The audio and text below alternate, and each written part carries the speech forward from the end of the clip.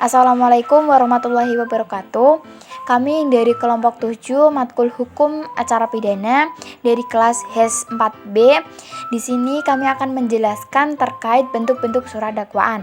Sebelumnya izin untuk memperkenalkan anggota kelompok kami. Yang pertama ada Azhara Widiasari dengan NIM akhir 049, Eni Fahwati dengan NIM akhir 054, Elva Risma Dwi Alyadi dengan NIM akhir 065, dan Danang Setia Aji dengan NIM akhir 066. Yang pertama adalah pengertian dari surat dakwaan.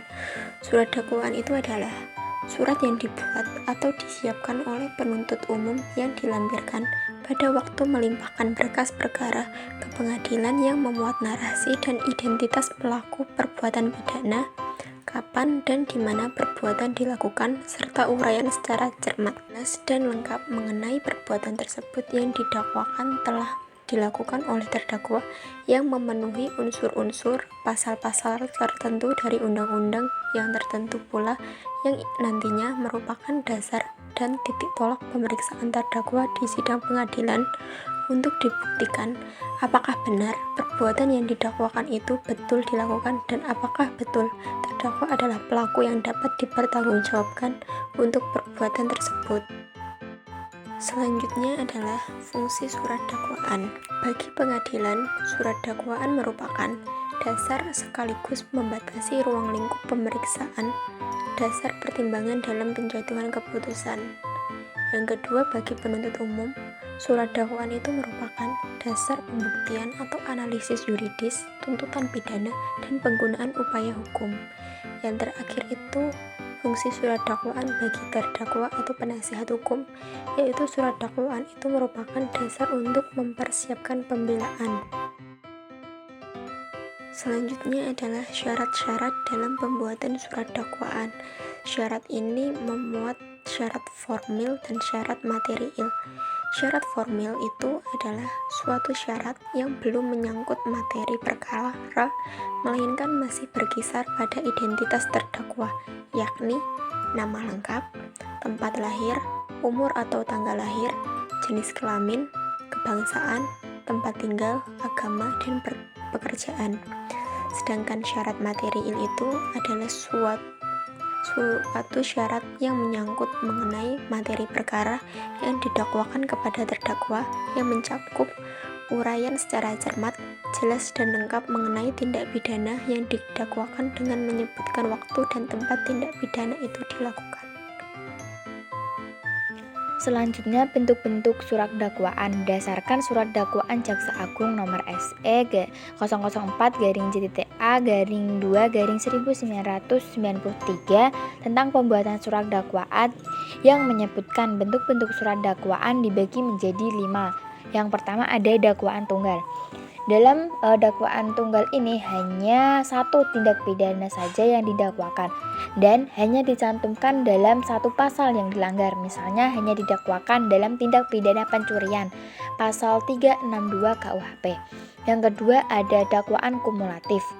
Dalam hal ini ada beberapa atau lebih dari satu perbuatan yang didakwakan kepada terdakwa dan masing-masing perbuatan yang didakwakan harus dibuktikan. Jadi tindak pidana ini lebih dari satu.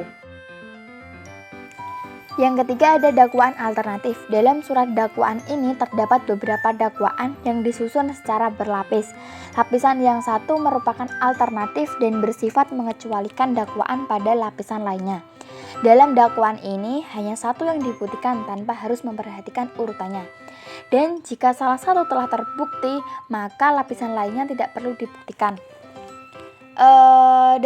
Dalam surat dakwaan ini pembuktiannya hanya dilakukan pada lapisan yang paling dianggap terbukti, dan jika telah terbukti maka lapisan lainnya tidak perlu dibuktikan. Yang keempat ada dakwaan primer subsidiar atau subsidiaritas atau bersusun lapis. Penyusunan dakwaan ini umumnya dalam lingkup suatu perbuatan yang paralel atau satu yang dalam dakwaan disusun berdasarkan urutan berat ringannya perbuatan yang tentu akan berbeda tentang berat ringan ancaman pidananya. Dalam dakwaan ini surat dakwaan disusun berdasarkan tindak pidana yang paling berat hingga yang paling ringan atau sebaliknya. Dan masing-masing tindak pidana tersebut memiliki ancaman tindak pidana yang berbeda-beda, tergantung dari jenis tindak pidananya. Yang terakhir ada dakwaan campuran atau gabungan. Dalam dakwaan campuran, pembuktian dakwaan campuran ini harus dilakukan terhadap setiap lapisan dakwaan.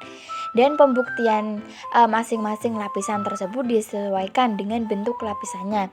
Apabila lapisan bersifat subsidiaritas, maka pembuktiannya juga harus dilakukan secara berurutan, mulai dari lapisan yang paling teratas hingga lapisan yang paling dianggap terbukti. Kemudian jika lapisannya terdiri dari sifat alternatif, maka pembuktiannya dapat dilakukan terhadap lapisan yang paling dianggap terbukti tanpa membuktikan lapisan yang lainnya. Lalu ada surat dakwaan batal dan tidak dapat diterima. Pertama, surat dakwaan batal demi hukum. Terjadi apabila dakwaan tidak memenuhi syarat material seperti yang diatur dalam pasal 143 ayat 2 huruf B KUHP, yaitu uraian tindak pidana tidak jelas, tidak cermat, dan tidak lengkap. Contohnya, jika dakwaan tidak menjelaskan waktu, tempat, atau cara terjadinya tindak pidana secara tepat, maka hal ini menghambat hak terdakwa untuk membela diri.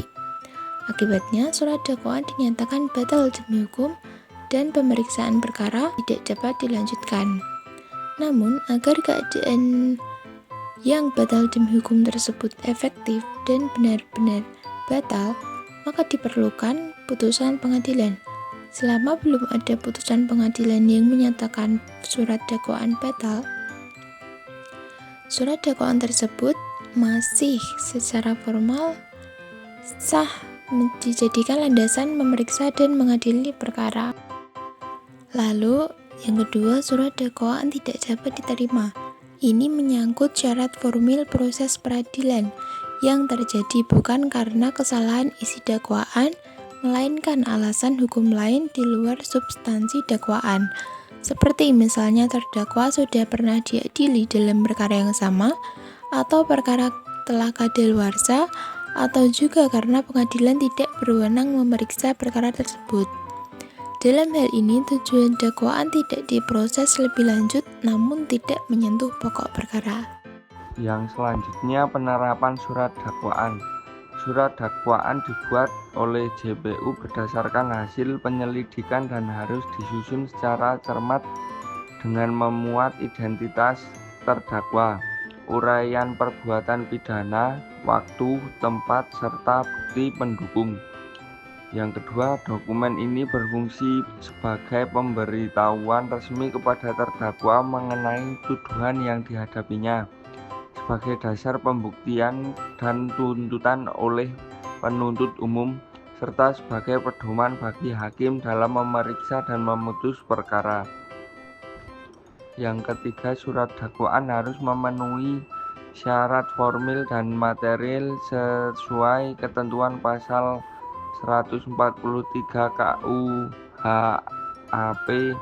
seperti diberi tanggal, ditandatangani oleh penuntut umum, dan memuat unsur-unsur tindak pidana yang jelas. Jika tidak memenuhi syarat, surat dakwaan dapat batal demi hukum dan berakibat putusan pengadilan batal. Sekian penjelasan dari kelompok kami, kurang lebihnya mohon maaf yang sebesar-besarnya. Billahi taufiq wal hidayah. Wassalamualaikum warahmatullahi wabarakatuh.